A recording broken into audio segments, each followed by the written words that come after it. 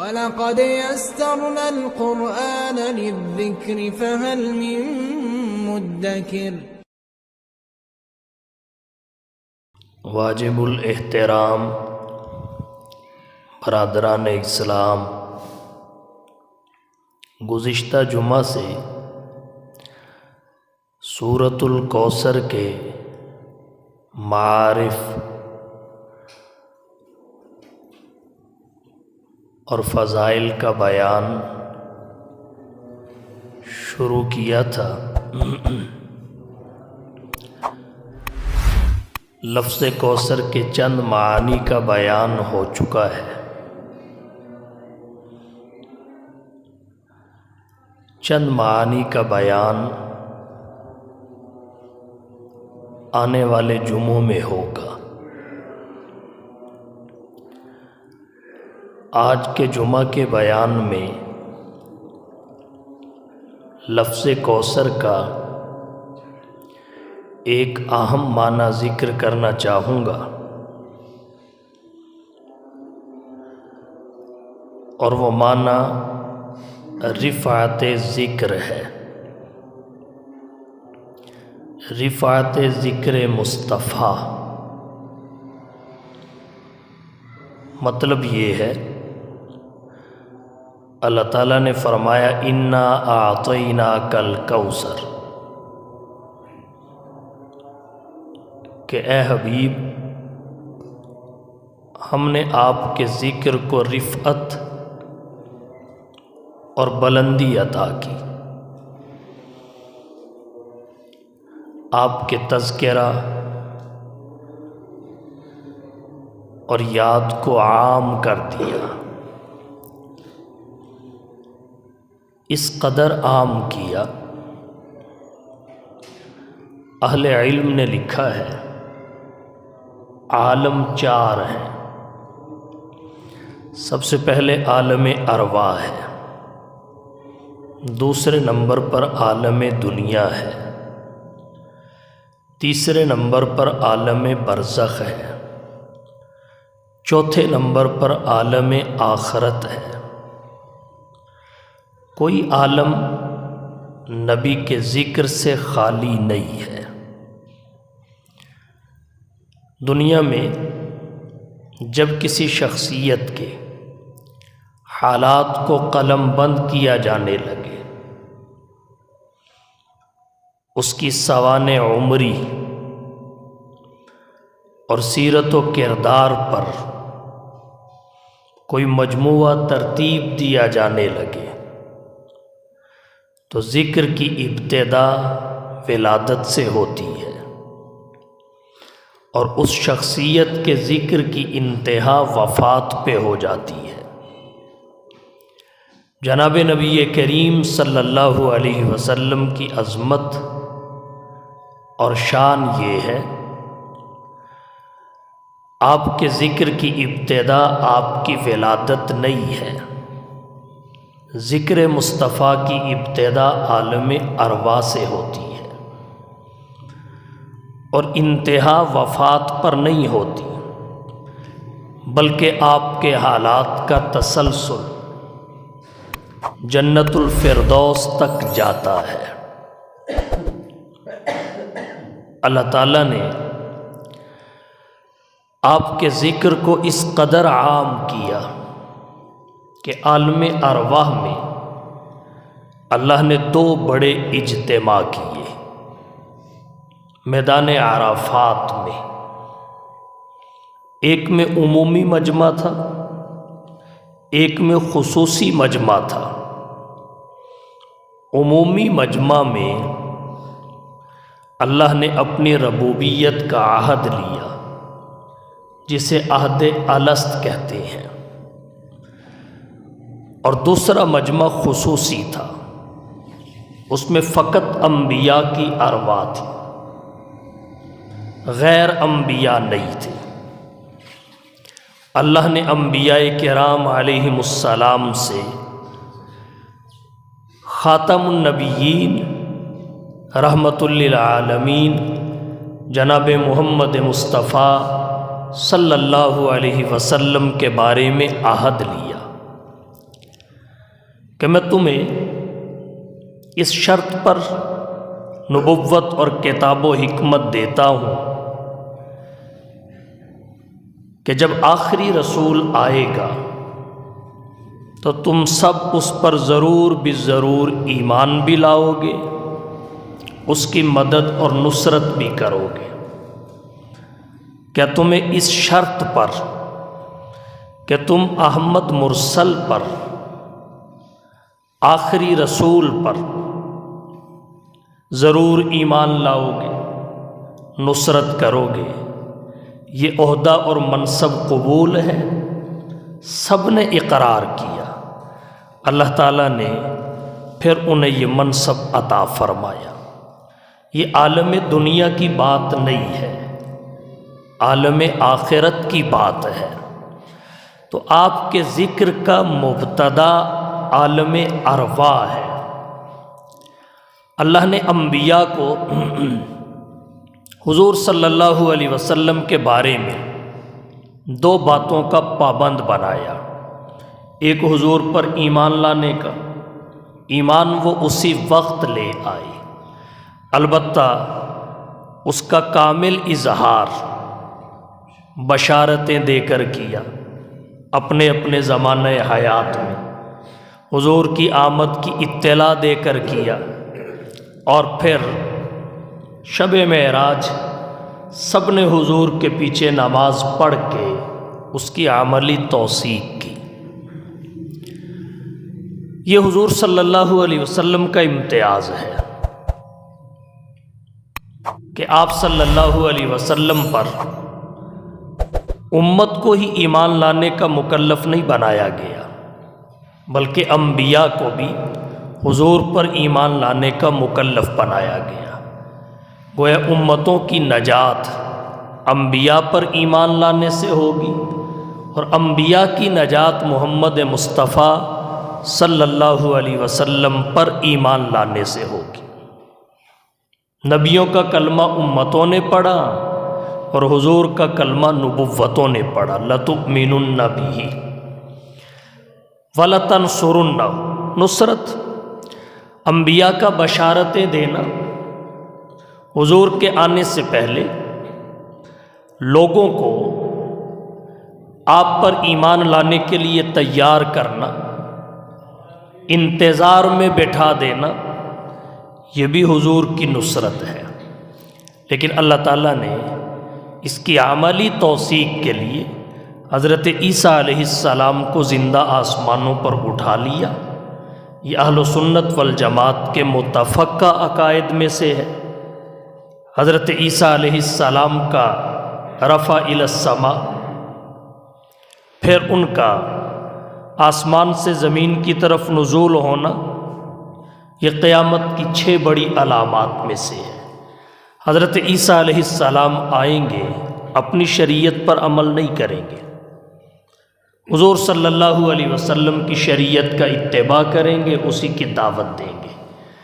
حضرت عیسیٰ کا آسمانوں پر اٹھا لیا جانا وَلَتَنْصُرُنَّهُ کی عملی توثیق کے لیے تھا۔ وہ تمام انبیاء کے نمائندے بن کر تشریف لائیں گے، اور قرآن کریم کے ان الفاظ کا عملاً مظاہرہ ہوگا وَلَتَنْصُرُنَّهُ۔ تو آپ صلی اللہ علیہ وسلم کا ذکر ولادت سے شروع نہیں ہوتا، عالم ارواح سے شروع ہوتا ہے۔ کیا کہیے، آپ آئے تو بعد میں ہیں، لیکن پہلے آنے والوں کے امام بنا دیے گئے ہیں۔ پہلے آنے والے مبشر ہیں، حضور سب کے مصدق قرار دیے گئے ہیں۔ اللہ نے آپ کو بے پناہ عظمتوں سے نوازا۔ تو کوثر کا ایک معنی رفعت ذکر ہے، انا اعطیناک الکوثر، مطلب یہ ہوگا اے حبیب ہم نے آپ کے ذکر کو رفعت اور بلندی عطا کی، آپ کے تذکرہ کو عام کر دیا، عالم ارواح میں بھی، عالم دنیا میں بھی، عالم برزخ میں بھی، اور عالم آخرت میں بھی، کیونکہ آپ صلی اللہ علیہ وسلم کے ذکر کی انتہا وفات پہ نہیں ہوتی، یہ عالم آخرت تک سلسلہ چلے گا، اور پھر ساری کی ساری مخلوقات کو ذکر مصطفیٰ میں مصروف کر دیا۔ ملائکۃ اللہ آپ کی یاد میں مصروف، انسانات و جنات آپ کی مدح سرائی میں مشغول، جمادات و نباتات آپ کے ذکر میں رطب اللسان، حیوانات و بہائم آپ کی یاد میں مشغول، جنات و انسانات آپ کے لیے دعا گو۔ اور پھر قرآن کریم میں اللہ نے اس حقیقت کو بھی ذکر فرمایا کہ پہلی امتیں کفار کے خلاف جب اللہ سے فتح طلب کرتی تو جس ذات کا وسیلہ پیش کیا کرتی تھی وہ حضور کی ذات گرامی تھی۔ وَكَانُوا مِن قَبْلِ يَسْتَفْتِحُونَ عَلَى الَّذِينَ كَفَرُوا، آپ کی آمد سے قبل پہلی امتیں حضور کے وسیلے سے کفار پر فتح طلب کیا کرتی تھی۔ انبیاء آپ کی بشارتیں دیتے گئے، ہر نبی نے آپ کی بشارت دی، آپ کے آنے کی اطلاع دی، خبر سنائی اور بتایا جو نبی سب سے آخر میں آئیں گے ان کے یہ اوصاف ہوں گے، آپ کا تعارف کروایا۔ حضرت ابراہیم علیہ السلام کو اللہ کی طرف سے حکم ملا بیت اللہ کی تعمیر کرو، انہوں نے اپنے بیٹے اسماعیل کو ساتھ لیا، بیت اللہ کی تعمیر کی۔ جب بیت اللہ تعمیر ہو چکا تو پھر حضرت ابراہیم نے دعا کی، حضرت اسماعیل نے آمین کہا۔ دعا کیا تھی؟ سورہ صف میں اللہ نے ذکر فرمایا، سورۃ البقرہ میں اللہ نے ذکر فرمایا۔ حضرت ابراہیم کہتے ہیں ربنا وبعث فیہم رسولا منہم یتلو علیہم آیاتک ویعلمہم الکتاب والحکمت ویزکیہم انک انت العزیز الحکیم۔ مولا ان میں ایک برگزیدہ رسول انہی میں سے بھیج دے جو 4 کام کرے۔ ایک تیری کتاب کی آیات تلاوت کرے، نمبر 2 انہیں حکمت سکھائے، کتاب و حکمت کی تعلیم دے، اور پھر ان کے قلوب کا تزکیہ بھی کرے، آیات پڑھ کر سنائے، کتاب کی تعلیم دے، حکمت سکھائے، قلوب کا تزکیہ کرے۔ 4 اوصاف ذکر کیے، کتاب کی آیات تلاوت کرے، پھر معنی بتائے جسے تعلیم کتاب کہتے ہیں، حکمت اور دانائی سکھائے، اور چوتھے نمبر پر ان کے قلوب کا تزکیہ کرے۔ یہ حضرت ابراہیم علیہ السلام کی دعا تھی، بغیر کسی شک و شبہ کے۔ اس کا مصداق حضور کی ذات گرامی ہے، دوسرا کوئی نہیں۔ اور حضرت عیسیٰ علیہ السلام نے بھی آپ کے لیے بشارت سنائی، سورہ صف میں ہے وَإِذْ قَالَ عِيسَى ابْنُ مَرْيَمَ، حضرت عیسیٰ بن مریم نے کہا یا بنی اسرائیل، اے بنی اسرائیل، انی رسول اللہ الیکم، میں تم سب کی طرف اللہ کا رسول بن کے آیا ہوں، بنی اسرائیلیوں کی طرف۔ انی رسول اللہ الیکم، اے بنی اسرائیل میں تمہاری طرف اللہ کا رسول بن کے آیا ہوں، مصدقا لما بین یدی من التورات، جو مجھ سے پہلے تورات نازل ہوئی اس کی میں تصدیق کرتا ہوں، اور اس کے ساتھ ایک بڑا کام میرے ذمے یہ ہے، مبشرا برسول، میں ایک رسول کی بشارت دینے آیا ہوں۔ وہ رسول کون ہے؟ یأتی من بعدی، میرے بعد آئے گا، اسمہ احمد، اس کا نام احمد ہوگا۔ حضرت عیسیٰ علیہ السلام نے آپ کی بشارت دی۔ مشکات شریف میں روایت آتی ہے، جلد ثانی صفحہ 513 پر، جناب نبی کریم صلی اللہ علیہ وسلم نے خود فرمایا سأخبرکم بأول امری میں تمہیں اول امر یعنی اپنی ابتدا کی خبر نہ دوں؟ پھر آپ صلی اللہ علیہ وسلم نے فرمایا دعوت ابراہیم، میں حضرت ابراہیم کی دعا ہوں۔ اور ایک روایت میں آتا ہے انا ثمرۃ دعوت ابی ابراہیم، میں حضرت ابراہیم کی دعا کا ثمر ہوں جو انہوں نے دعا کی تھی ربنا وبعث فیہم رسولا۔ اور پھر آپ نے فرمایا بشارت و عیسیٰ، حضرت عیسیٰ کی بشارت ہو، وہی جو سورہ صف میں اللہ نے ذکر کی مبشرا برسول یاتی من بعدی اسمہ احمد۔ اور تیسری چیز آپ نے یہ بیان کی رؤیا امی، اپنی والدہ کے خواب کی تعبیر ہو، التی رأت حین وضعتنی، جو میری ولادت کے وقت میری ماں نے دیکھا تھا، وقد خرج منہا نور، میری والدہ کے بطن سے ایک نور نکلا، اضاء لہا منہ قصور الشام، جس سے شام کے محلات روشن ہو گئے۔ تو گویا حضور صلی اللہ علیہ وسلم آئے نہیں تھے، انبیاء بشارتیں پہلے دے رہے تھے۔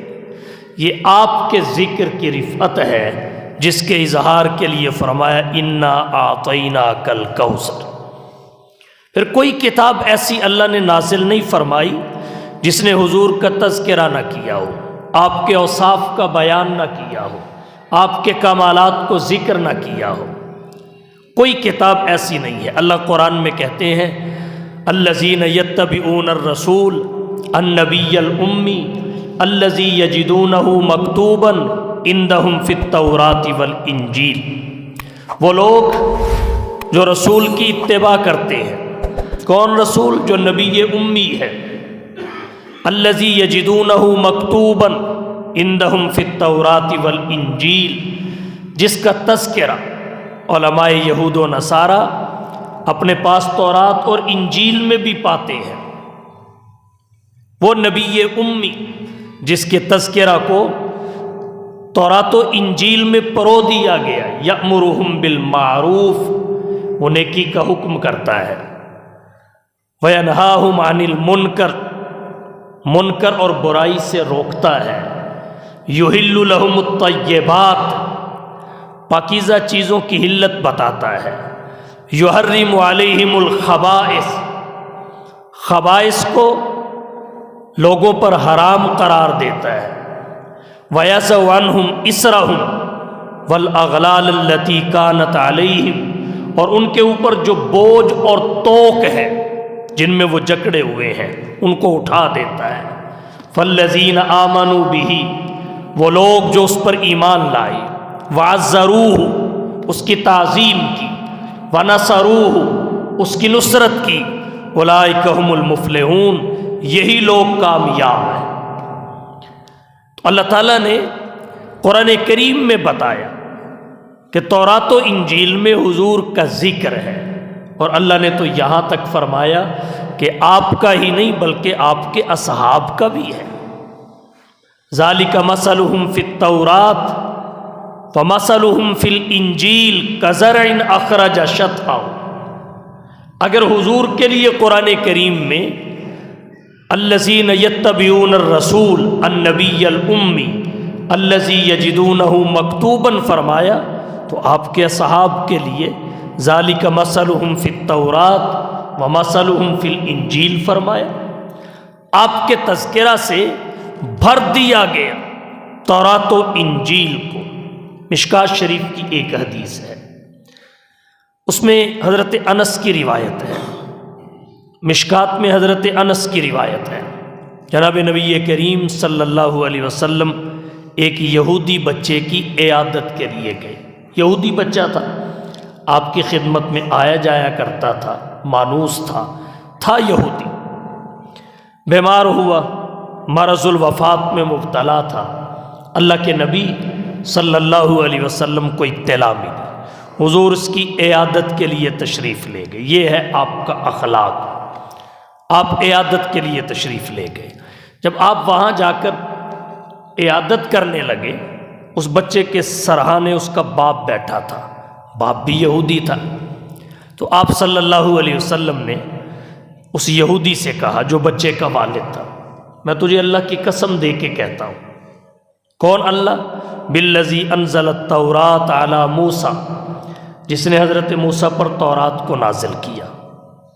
چونکہ وہ حضرت موسیٰ اور تورات کو مانتا تھا تو حضور نے اللہ کی وہ تعریف کی جس میں حضرت موسیٰ کا ذکر بھی تھا، تورات کا ذکر بھی تھا، تاکہ یہ جھوٹ نہ بولے۔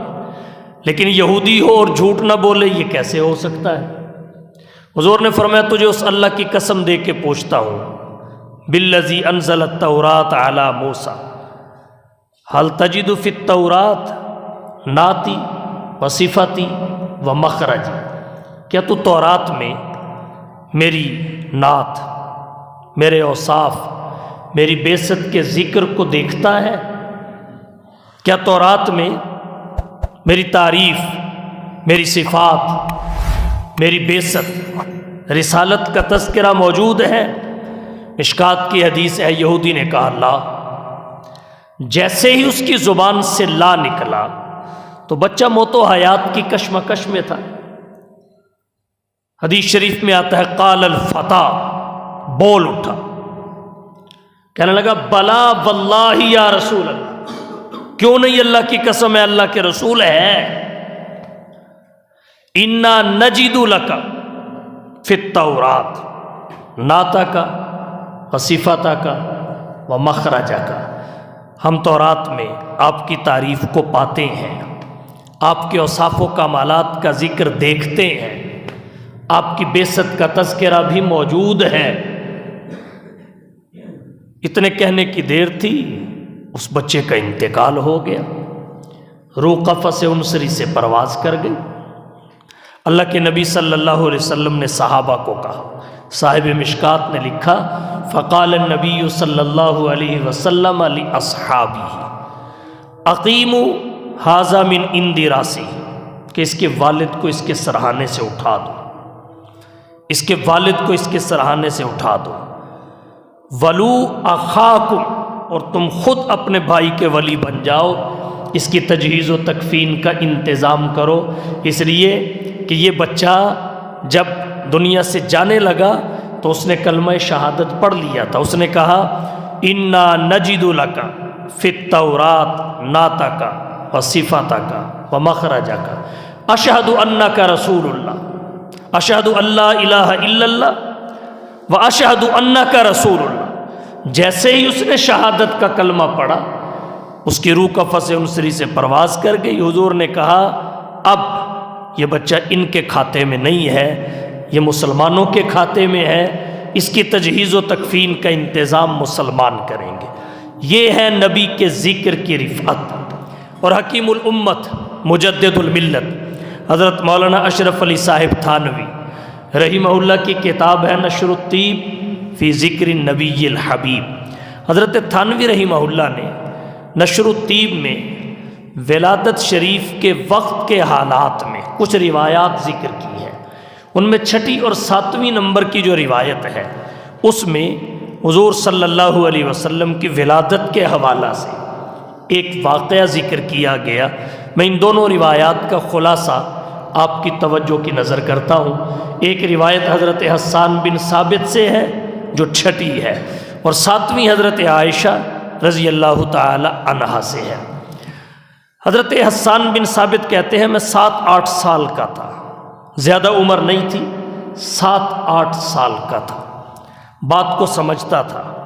ایک صبح کو ایک یہودی نے مکہ میں چیخنا شروع کر دیا، وہ کہنے لگا یہود کی جماعت تم کہاں سوئے ہوئے ہو؟ یہودی اکٹھے ہو گئے، کہنے لگے تجھے ہوا کیا ہے؟ کہنے لگا مجھے کیا ہونا تھا، آج رات میں نے اس ستارے کو طلوع دیکھا ہے جس کی ساعت میں احمد مرسل نے پیدا ہونا تھا۔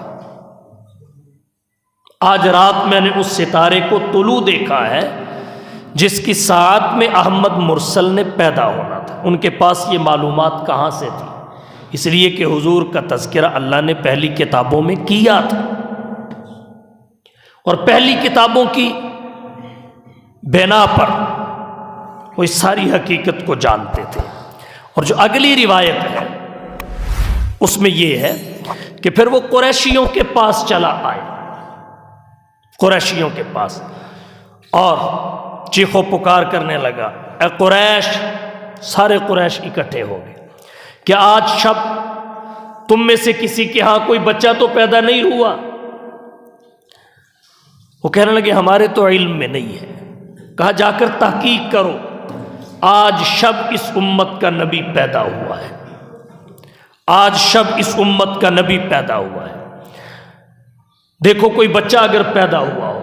اور سنو، نشانی اس کی یہ ہے کہ اس کے دونوں کندھوں کے درمیان، دونوں شانوں کے درمیان ایک مہر ہوگی، جسے اہل اسلام مہر نبوت کہتے ہیں۔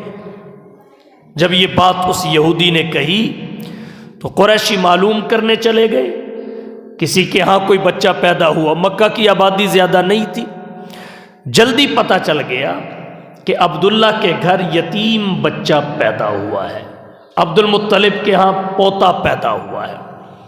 جب پتہ چلا، وہ یہودی کہنے لگا چلو مجھے جلدی سے وہاں لے چلو جہاں وہ بچہ ہے۔ یہودی کو لے جایا گیا اور بچہ دیکھنے کی درخواست کی گئی۔ آپ کی والدہ محترمہ حضرت آمینہ نے بچہ لا کے دکھایا، حضور بچپن میں تھے، لا کے دکھائے۔ جیسے ہی اس نے آپ کے شانوں سے کپڑا اٹھایا، نظر مہر نبوت پہ پڑی، غش کھا کے گر پڑا، بے ہوش ہو کے زمین پہ جا پڑا۔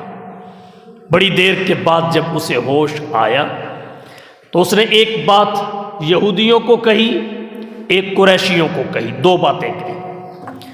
ایک بنی اسرائیل کو کہی یہودیوں کو، ایک قریش کو کہی۔ یہودیوں کو اس نے کہا کہ نبوت بنی اسرائیل سے رخصت ہو گئی، بنی اسرائیل سے رخصت ہو گئی، اب بنی اسرائیل میں کوئی نبی پیدا نہیں ہوگا، ہمیشہ کے لیے نبوت بنی اسماعیل میں چلی گئی۔ اور دوسری بات اس نے قریش کو کہی، کہنے لگا قریشیو تم بھی سن لو، اس کی خبر شرق و غرب میں پھیلے گی، اس کی شہرت مشرق و مغرب کا احاطہ کرے گی۔ کیا مطلب تھا؟